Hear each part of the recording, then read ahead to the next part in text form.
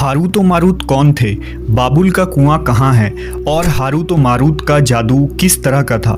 ये वो पुरअसरार सवालात हैं जिनके जवाब तो बहुत हैं और लिखने वालों ने भी बहुत कुछ लिखा है, लेकिन उन किस्से कहानियों में हकीकत को तलाश करना गहरे समुंदर से मोतियां निकालने के बराबर है। हारूत व मारूत के मुतालिक बुनियादी तौर पर दो तरह की रवायतें मिलती हैं, एक वो जो कुरान व हदीस और ताबईन के अक़वाल में मौजूद है और दूसरी वो जो तौरेत व इंजील और इसराइली रिवायतों में आती है, जबकि उन इसराइली रिवायतों को बेशतर उलमा और मुवर्रिखीन ने तायीद की है। इस वीडियो में हम उन दोनों तरह की रिवायतों और वाक़यात को मुकम्मल पेश करेंगे।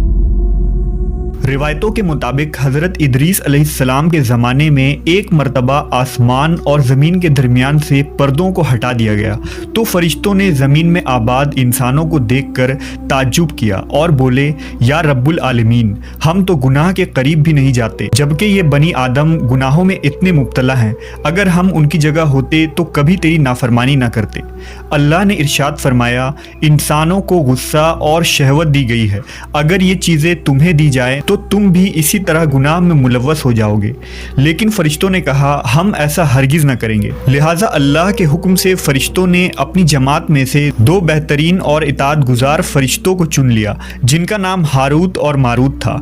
अल्लाह ने उन दो फरिश्तों में इंसानी फितरत और शहवत डालकर दुनिया में भेजा। वो शहर बाबुल में दो खूबसूरत इंसान बनकर आए और काजी के काम पर मुकर्रर हो गए, जहाँ वो लोगों के दरमियान फैसले किया करते थे। एक दिन उनके पास एक औरत अपना मुकदमा लेकर आई और कहा कि उसका शौहर उसे बहुत परेशान करता है। हारूत व मारूत ने जब उस औरत को देखा तो वो उसकी खूबसूरती और हुस्न से मरऊब हो गए और उस पर आशिक हो गए। उन्होंने उस औरत से जिना की ख्वाहिश की तो औरत ने उनसे कहा, तुम्हारी ये ख्वाहिश मैं तभी पूरी करूंगी जब तुम बुत की पूजा करो, शराब पियो या मेरे खाविंद को कत्ल कर दो। हारूत व मारूत ने शराब नोशी को छोटा गुनाह समझकर पी लिया और नशे की मस्ती में दो और कबीरा गुनाह कर बैठे। उस औरत ने उनसे आसमान पर चढ़ने का अमल भी सीख लिया, जिसके जरिया वो आसमान पर जाते थे। जब औरत इस अमल के जरिया आसमान पर गई तो अल्लाह के हुक्म से उसे सितारे की शक्ल में मस्ख कर दिया गया। चूंकि उस औरत का नाम ज़ोहरा था, इसलिए वो सैयारा ज़ोहरा कहलाया, जिसे आज वीनस कहते हैं। इस गुनाह की वजह से हारूत व मारूत खुद वो इसमें आज़म भूल गए जिसे पढ़कर वो आसमान पर जाते थे और बतौर सज़ा उन्हें बाबुल के एक कुएं में उल्टा लटका दिया गया, जहां वो ता क़यामत यूं ही कैद रहेंगे। ये एक इसराइली रवायत है जिसे इमाम इब्न कसीर और फ़खरुद्दीन राज़ी जैसे मुफस्सरीन अफसाना और मन घड़त कहानी करार देकर सख्ती से रद्द कर देते हैं। वहीं इमाम सयूती जैसे उलमा इस रिवायत को मुस्तनद मानते हैं।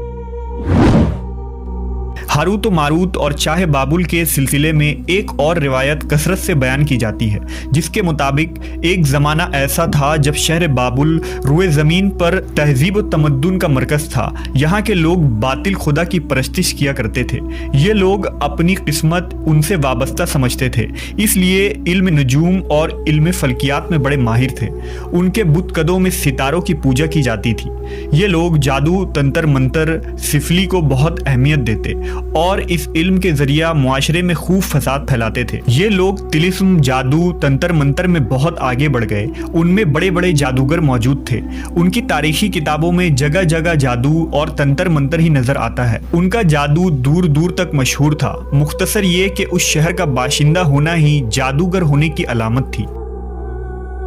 जब हज़रत सुलेमान अलैहिस्सलाम की हुकूमत आई तो आपने उन लोगों को इस शिरकिया अमल से रोका और उनकी सहर और जादू की किताबों को एक जगह जमा करके अपनी अजीम कुर्सी के नीचे दफन कर दिया, ताकि इस फितना अंगेज इल्म का जड़ से खात्मा हो जाए। जब सुलेमान अलैहिस्सलाम की वफ़ात हुई तो शैतान ने उन किताबों को दोबारा खोद कर निकाला और लोगों से कहा कि सुलेमान पैगम्बर नहीं था, बल्कि उन किताबों के जरिया हुकूमत किया करता था। लिहाजा हवा में उड़ना, जिन्नात पर काबू और सुलेमान अलैहिस्सलाम के गैर मामूली मुआजिज़ात दरअसल जादू और सिफली का अमल था। बनी इसराइल ने उसकी पैरवी की और उन किताबों को पढ़ना शुरू कर दिया। लिहाजा दोबारा ये शर अंगेज इल्म इस कौम में सुरायत कर गई। अल्लाह ने सुलेमान अलैहिस्सलाम पर लगाए गए इल्ज़ाम और तुहमत की नफ़ी करते हुए सूरह बकरा में फरमाया है, اور انہوں نے اس چیز کی پیروی کی جو شیطان سلیمان کی بادشاہت کے وقت پڑھتے تھے، اور سلیمان نے کفر نہیں کیا تھا لیکن شیطانوں نے ہی کفر کیا۔ لوگوں کو جادو سکھاتے تھے، اور اس چیز کی بھی جو شہر بابل میں ہاروت و ماروت دو فرشتوں پر اتارا گیا تھا، اور وہ کسی کو نہ سکھاتے تھے جب تک یہ نہ کہہ دیتے کہ ہم تو صرف آزمائش کے لیے ہیں، تو کافر نہ بن۔